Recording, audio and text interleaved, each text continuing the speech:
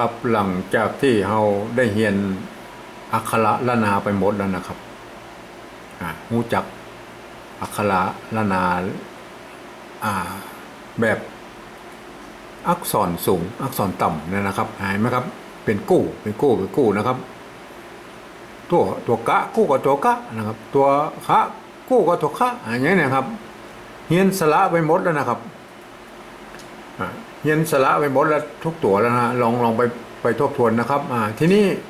เฮากับฮู้กฎการผสมคำแล้วนะครับสระอยู่หน้า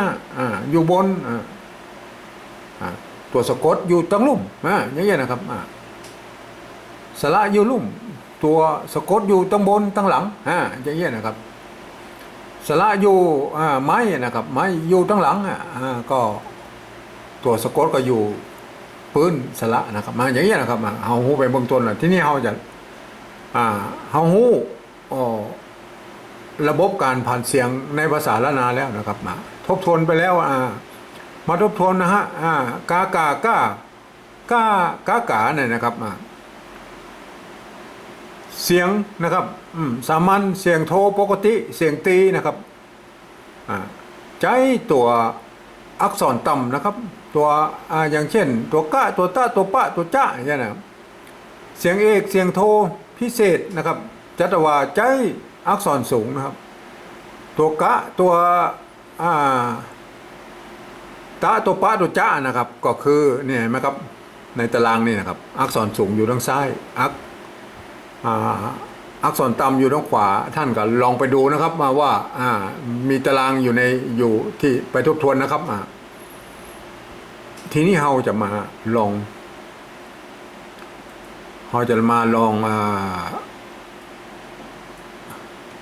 องสะกดดูนะครับลองสะกดดูนะครับลองสะกดดูนะครับ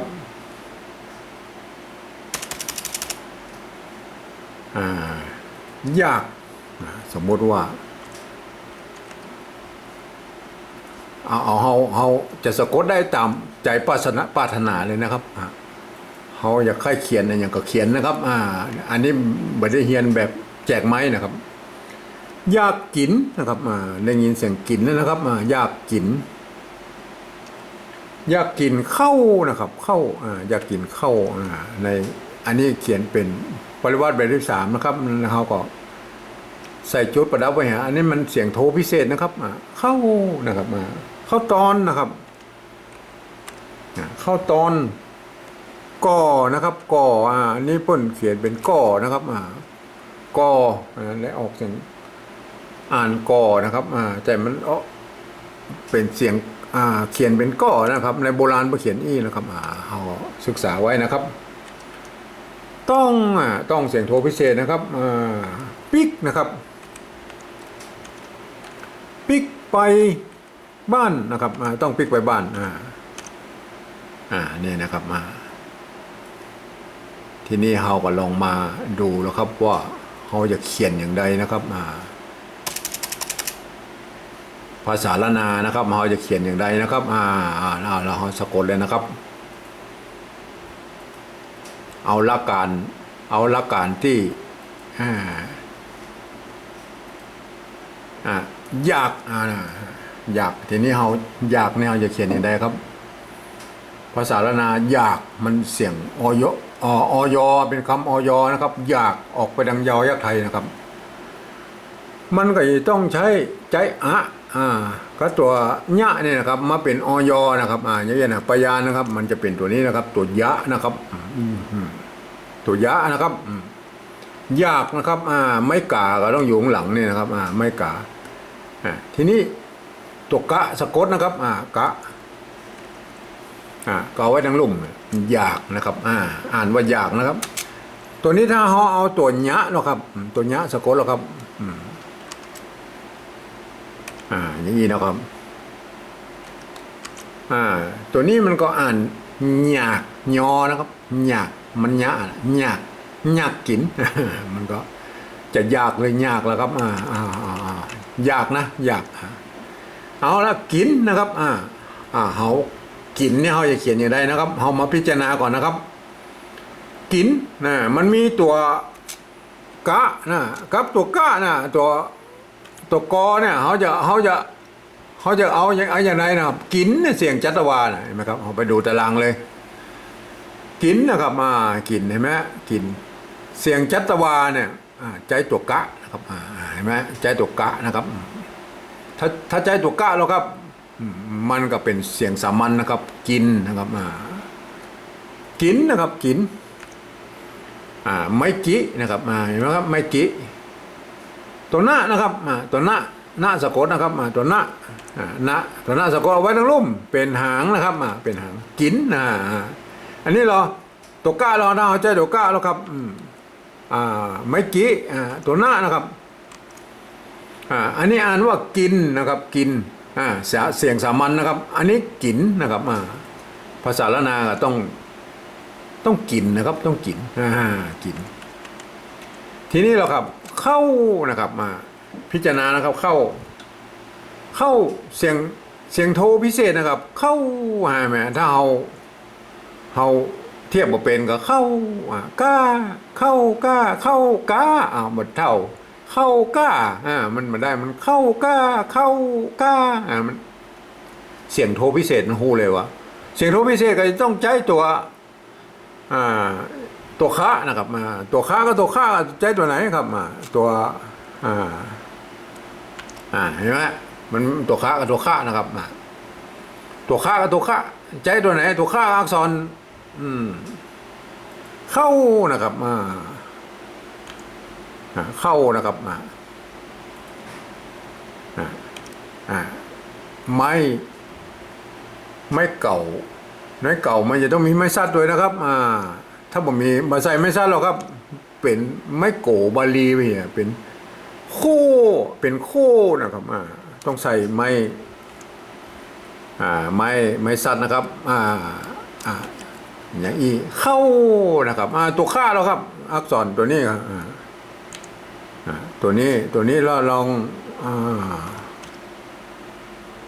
พิมพ์อันนี้เข้าเสียงตีไปเห็นไหมครับเสียงตีเข้าใจตัวคะนะครับท่านจะต้องอันนี้เข้าตอนนะครับตอนได้ยินเสียงตอนนะครับตอนเขาจะใจตัวตะหรือตัวตะนะครับเห็นไหมครับเสียงตอนนะครับตอนเสียงสามัญนะครับเขามาดูนี่เลยครับต้องไปบุบนละเขาในตารางเสียงสามัญโทปกติเสียงตีหื้อใจอักษรต่ำเสียงเอกเสียงโทเสียงจัตวาใจอักษรสูงอันนี้ตอนเสียงสามัญนะครับหื้อใจอักษรต่ำคือตัวตะนี่นะครับตอนนะครับตอนอันนี้กันย้อนนะครับกันย้อนเอาไว้ลุ่มบนตัวเป็นทำหน้าที่เป็นไม้นะครับไม้ความจริงมันเป็นตอนี่แหละครับตอเนี่ยไม้ก่อนะครับไม้ก่อเนี่ยตอนนะครับตอนเห็นไหมตัวหน้าสะกดคนบอกว่าเมื่อมีตัวสะกดแล้วคนบอกให้ตัดไอ้ไม้นิกหิตนี่ออกอย่างเหลือเจ้าอี้นะครับเอา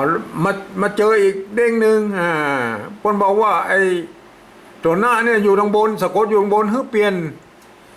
เขียนเป็นตัวละแตนนะครับนี่นะครับอันนี้ตอนนะครับตอนนะครับอันนี้ตอนเห็นไหมครับ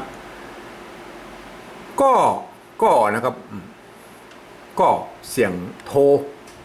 ก็เอาเทียบเสียงเลยนะก็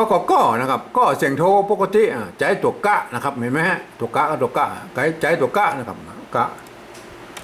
ก็นะครับก็เปิ้นเขียนตัวอี้นะครับเปิ้นบ่มีกันย้อนนี้นะครับความจริงมันก็ต้องเขียนกันย้อนนะครับเพราะว่ามันเรื่องจากเปิ้นเขียนมาตั้งแต่โบราณแล้วเปิ้นบอกบ่ต้องใส่แล้วเป็นตัวพิเศษเป็นอย่างเป็นก็นะครับก็ตัวนี้อ่านว่าก็นะครับหมายนะฮะต้องนะครับต้องที่นี่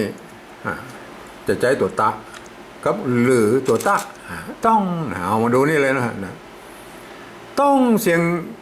โทพิเศษนะครับเนี่ยเอกโทพิเศษจัตวาหื้อใจตัวตะนะครับเห็นไหมครับใจตัวตะนะครับต้องนะครับ ต้องใจตัวตะนะครับต้องนะครับต้องไม่ขอจ้าไม่ขอจ้างนะครับต้องนะครับถ้าตัวนี้เราครับถ้าใจตัวตะแล้วครับต้องเป็นต้องไม่เห็นนะครับต้องใจตัวตะนะครับเห็นไหมท่านเอามากู้ไว้เลยนะท่านจะใจตัวไหนท่านพิจารณาตามนี้นะครับตามนี้ที่เขียนไว้ให้นี่นะครับเอาทีนี้ปิ๊กนะครับปิ๊กเสียงตีนะครับตัวปะกู้กับตัวปะนะเห็นไหมตัวปะกู้กับตัวปะนะครับท่านจะใจตัวไหนนะครับปะตัวปะปิ๊กนะครับปิ๊กเสียงตีนะครับจากบนนะบนเสียงตีคือใจตัวปะนะครับเห็นไหมอักษรต่ำนะครับตัวปะนะครับเอามาต้องไปพิจารณามากนักละเฮาตรงนี้เลยนะครับเนี่ยแบ่งคนละ3เสียงนะครับปิ๊กนะครับปิ๊กไม่กี่ใส่สะกดด้วยไม่กะมันต้องไปใส่ไม่ยอมไม่ขอจ้างแล้วครับอย่างนี้มันกับปิ๊กแล้วนะครับอ่านว่าปิ๊กนะครับปิ๊กปิ๊กไปนะครับไปให้ใจตัวปะหรือตัวปะแล้วครับไปเพื่อนบอกว่าไปมันเสียงสามัญนะครับนี่นะครับเสียงสามัญนะครับเสียงสามัญโทปกติที่นะใจตัวปะนะครับเห็นไหมใจตัวปะนะตัวปะนี่มันเสียงเอกเสียงโทพิเศษจัตวานะครับไปใจตัวปะนะครับไปใส่ไม่ไก่เข้าไปนะครับเนี่ยไปปิ๊กไปบ้านนี่ตัวบะเป็นอักษรกลางนะครับในภาษาละนานะครับเพราะฉะนั้นก็มีสิทธิพิเศษบ้านเสียงโทพิเศษนะครับเพราะฉะนั้นตัวบะมีตัวเดียวนะครับมันก็ใจตัวบะนะครับบ้านนะครับบ้านเสียงโทพิเศษนะครับไม้กานะครับตัวหน้านะครับสะกดอยู่ตรงลุ่มบ้านนะครับแต่ตัวนี้มันบอกว่าตัวบะฮือใจไม่กาวงได้นะครับไม่กาวงได้นะครับมันมีกะนะครับมีตะนะฮะมีบะนะครับมีวะนะครับมีทะนะครับทะตัวทะนะครับมี5ตัวนะครับที่ใจไม่กาวงนะครับบ้านนะครับเห็นไหมมันสะกดอย่างนี้แล้วเอาไปไว้ทั้งลุ่มนะครับประหยัดเนื้อที่นะครับเพื่อเป็นหางง่ายไหมครับบ้านทีนี้เรามาเขียนเป็นภาษาปริวัติแบบที่แบบที่2แล้วครับแบบที่2นะครับแบบที่2นี่เรา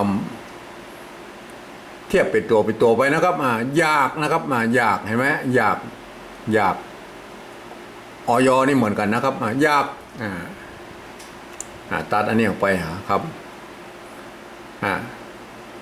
ตัวกะนะครับอันนี้เป็นภาษาละนานะครับตัวกะไม่กี่ตัวหน้านะครับเหมือนกับไอ้ตัวนี้เลยนะครับแต่มันเขียนเป็นภาษาไทยไปเลยก็อ่านว่ากินนะครับอันนี้ก็เอานี่ออกไปนะครับไม่ซัดบัดเอามานะครับอ่านมุ้ยก็เข้านะครับมันเป็นตัวคะนะครับอันนี้เข้าตอนนะครับเข้าตอนตัวตะนะครับยืมตัวทอทหารนะครับมาปรับเทียบเพื่อเป็นตัวตะนี่นะครับ